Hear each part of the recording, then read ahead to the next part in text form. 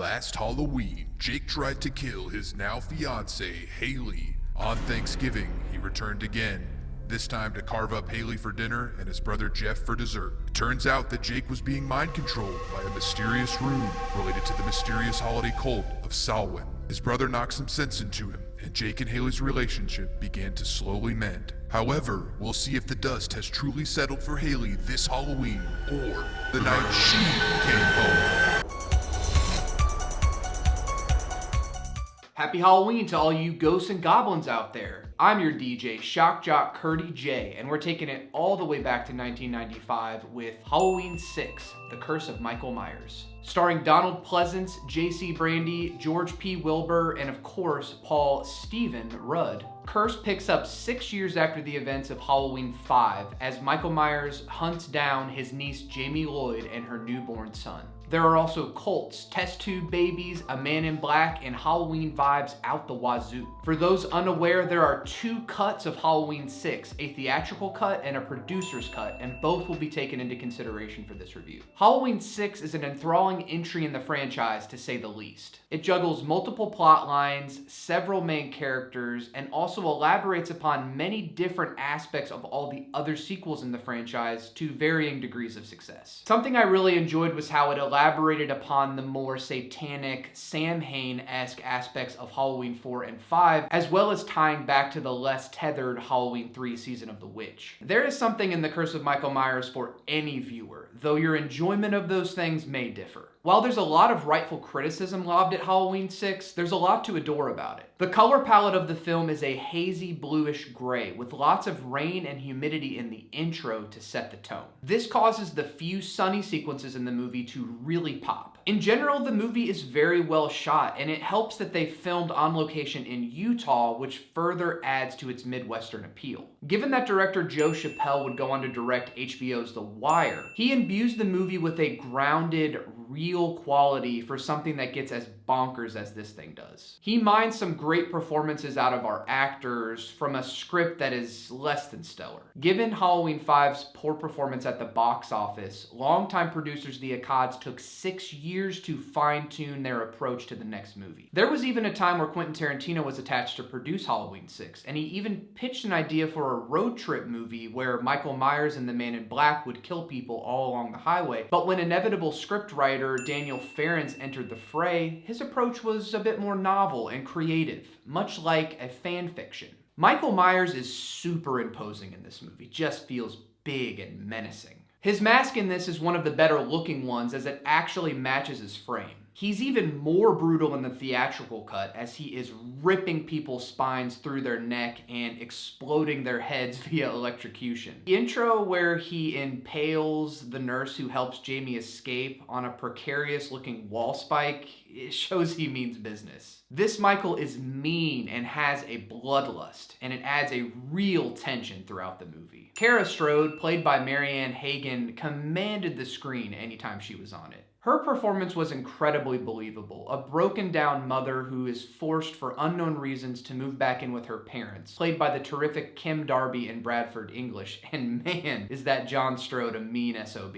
Oh yeah, and her son Danny appears to hear voices much like Michael Myers does. I really rooted for Kara, and even when the movie seemingly lost its marbles, she helped hold everything together. Paul Stephen Rudd as Tommy Doyle really started to grow on me as the movie ticked by, especially his performance in the theatrical cut. He's imbued with such charm and heroism for such a creepy, dopey character. Very obviously channeling Donald Pleasance, some of his line deliveries are laughable, and you will definitely be laughing at his performance through some of the movie. Sure, it's a little goofy the way that he becomes connected to the narrative by way of shock jock Barry Sims, but it somehow works. Daniel Farrens crafted a relatively compelling character in a movie full of what could have just been fodder for Michael to kill, and it's a legacy character to boot. Lore! Of course, we get a great late career performance from the always stellar Donald Pleasance as Dr. Loomis. Pleasance was very much on the outs while making this movie, and it shows. He looks old here. But this arguably makes his character work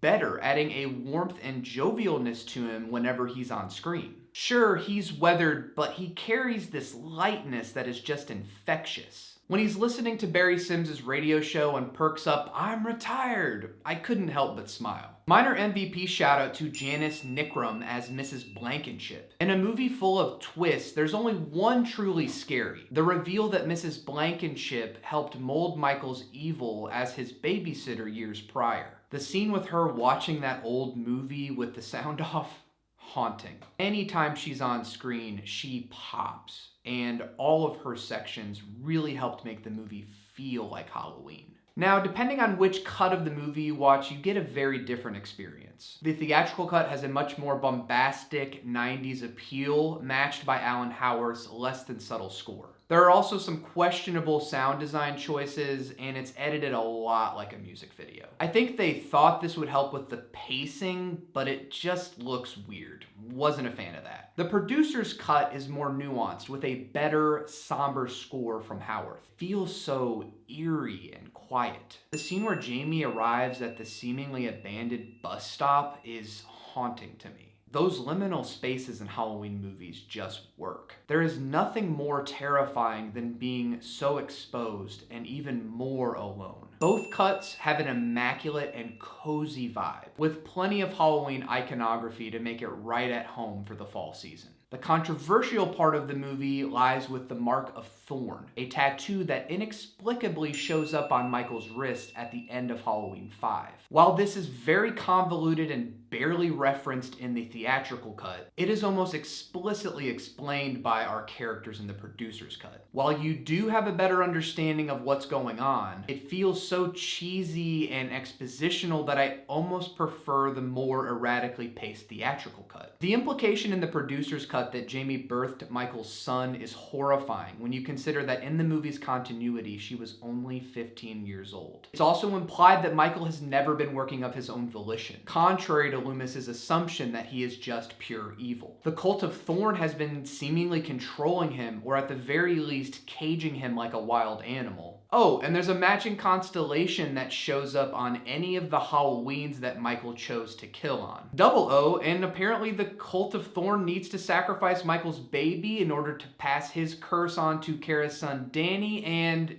it's nuts. Really, it's kind of stupid, but I love it. For those familiar with my reviews, I tend to appreciate movies more if they have interesting ideas, and The Curse of Michael Myers, if anything, is interesting. The idea that evil has been brewing beneath Smith's grove is inspired, and what a political statement for a Halloween movie. The American medical system is a joke! It's been taken over by a freaking cult? I also enjoyed the undercooked plot point about Halloween finally being banned in Haddonfield. I just wish that they'd done a little bit more with it, and also, why did it take this long to ban it? That's the missing link here. I wish they had been more succinct and precise. There's a good movie between these two cuts. They just needed a tighter, better script. At the end of the day, it's a great Halloween movie and one of the better sequels in the franchise. It's messy, and I wouldn't go into it expecting it to be the greatest thing ever, but like with most of the Halloween sequels we've gotten, I'm glad it exists. I'd like for this movie to have a resurgence and get reevaluated in our current time. There's so much interesting trivia and backstory that proves this movie's making is just as enticing as the movie itself. It's a great conversation piece for Halloween fans and overall a fun viewing experience. Now, the ultimate decision, which do I recommend watching first? The producer's cut or the theatrical cut? I'd probably say watch the producer's cut first. You'll have a better idea of what's going on, and that movie feels slower, more methodical, and nuanced in opposition to the 90s schlock of the theatrical cut. Then go back and watch the theatrical cut for a more out there 90s coded experience, which has even better kills and a more menacing Michael. That's the order I watched them in, and I'm glad I did. Both cuts of the movie have value, especially for fans of the franchise, but if you're not a Halloween completionist, I just watch the theatrical cut and call it a day. Neither cut is better than the other, just different and equally enchanting. What do you think of Halloween 6: The Curse of Michael Myers? Do you prefer the theatrical cut or the producer's cut? Leave all the comments below, and before you go, don't forget to like and smash that subscribe button. Thank you so much for helping make this Halloween special and continuing to support the channel. Until next time, I hope you all have a fantastic Halloween, and if you're feeling a little funny and hearing the Man in Black's voice, make sure you don't forget about that Mark of Thorn tattoo that showed up inexplicably on your wrist earlier today. Cause, you know, apparently people forget they have tattoos until they need it to explain some kind of storyline. Yeah. Happy Halloween. Peace. Things have been going well ever since I tried to kill Hayley. She took me back and it all began to move into a steady, comfortable motion. Recently, however, she's taken on some strange ways, more withdrawn and disappearing for weeks at a time. She won't tell me what's wrong, but something has definitely changed.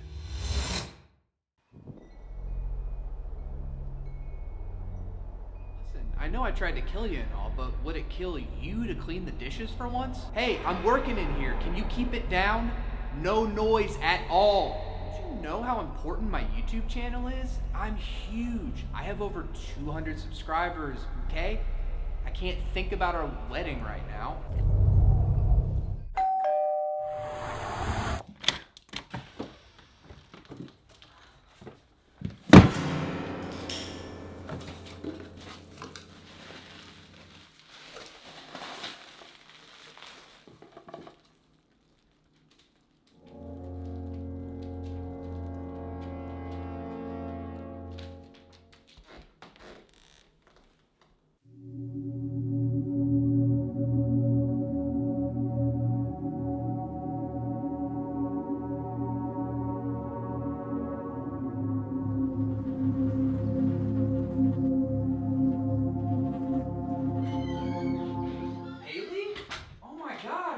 Sick, you're finally home. What's going on? I'm so happy to see you. I love your Halloween mask. It's really creepy. What what's going on? Are you okay?